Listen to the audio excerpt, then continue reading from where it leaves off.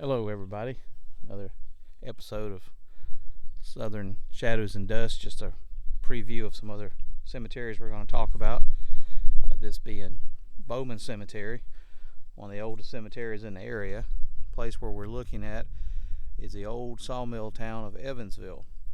In the 1860s, right after the war between the states, this was a sawmill town.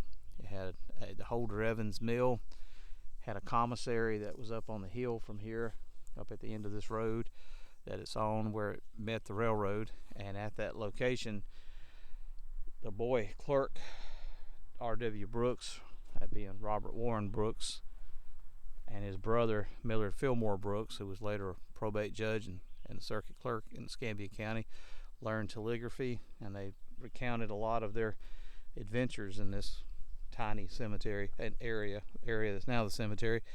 A lot of the earliest settlers in this area were Bowmans, and they predated the war between the states and all of the other activities that went on here during that period. There's several graves of Bowmans here. John W. Bowman, born 1824 to 1909. Sarah Bowman, 1844 to 1924. Hattie Hall, who had a sister named Annie Bowman, who is not buried here but is buried in Atmore at the cemetery in the city. She was a school teacher, and Annie Bowman was also a writer who during the Great Depression was paid by the federal government to go around and interview locals. And so a lot of what we know about folks from that era was recounted by Annie Bowman and R.W. Brooks, who also went on to be a writer as well.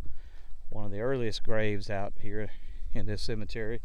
See, the mill here burned in the late 1860s, and then there was an earthquake over in South Carolina that reverberations closed off the spring here, and that caused a lot of people to move off. That's according to Annie Waters' book, History of Escambia County. But one of the earliest graves here is that of A.M. Lowry Sr., who died in 1871. He was killed over a dog. They had moved here from Andalusia area, Covington County, and before that they had lived in Georgia. He was a Confederate veteran, having fought in some of the most brutal actions of the war. And I'm sure he come home to believe that he was starting a new life, and very shortly after the war he was killed.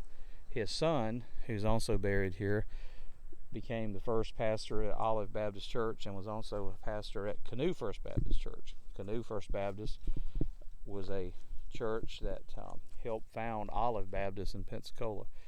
Keziah Lowry, the wife of A.M. Lowry, she was known as Grandma Lowry around these parts, and after her husband's death, she rode the railroad to pick up worked for the railroad, rode the rails to pick up the payroll out of Montgomery, cut wood and cross ties for the railroad, and just did a variety of jobs so that she could provide for her family, as in that was before the age of welfare and public assistance, and she had to do a lot of things on her own, which was hard times, but everyone loved her. And at her funeral in the early 1920s, they say more than 800 people attended the funeral in Canoe.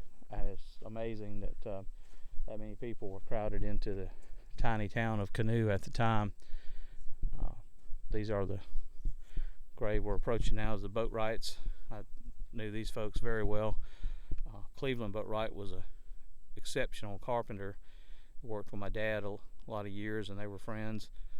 His wife, Lily Mae, is buried next to him, wrote a song that was picked up and bought by a music publishing house in Nashville. They were very interesting people. More Lowry graves. William Lowry, Mary Beck Lowry, Rankin Lowry, and Marietta Johnson and some other folks have done a great job of keeping this cemetery like it should be. It's another one of those cemeteries that doesn't have a lot of outside assistance, just a few people taking care of it. And that's there to be commended for those singular acts of heroism by preserving these old cemeteries. You can see a Woodman of the World marker here. That's something you don't see a lot. They're always interesting when you do see them. Now here's Charles M. Neal, the Neal plots here.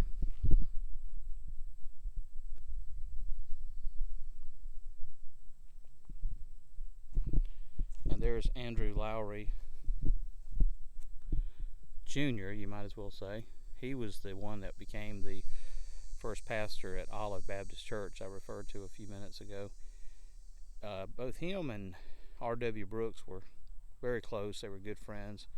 They married the sisters of James Lazarus Briers, who was a local pastor who walked to a lot of churches and preached and turpentine camps and spread the gospel and founded a lot of local churches. Like he was involved in founding First Baptist in Atmore, First Baptist in Flomaton.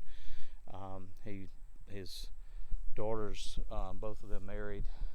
One married Andrew Monroe Lowry, the other one married R.W. Brooks.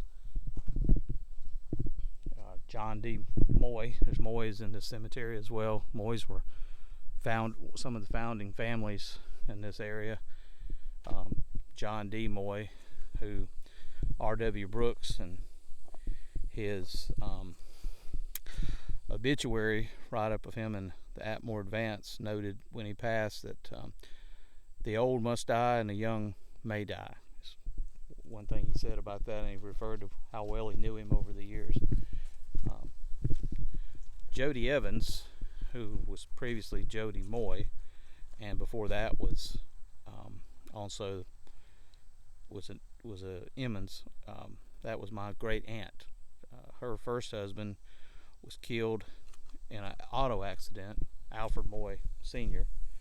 He died in 1940 when a truck hit their wagon, and it was loaded with both him, his wife Jody, or Aunt Joe as we called her, and there was an infant child. There was two of them that were killed in that accident. And there's another infant Godwin from 1947. And these are just some of the graves that are in Bowman Cemetery. We will come back and cover more later in a future edition. Just wanted to get out here and look at it while it was not quite so hot. It's a September afternoon and humidity's not what it could be. But if you enjoy this, like and share, and we look forward to doing more of these videos in the future.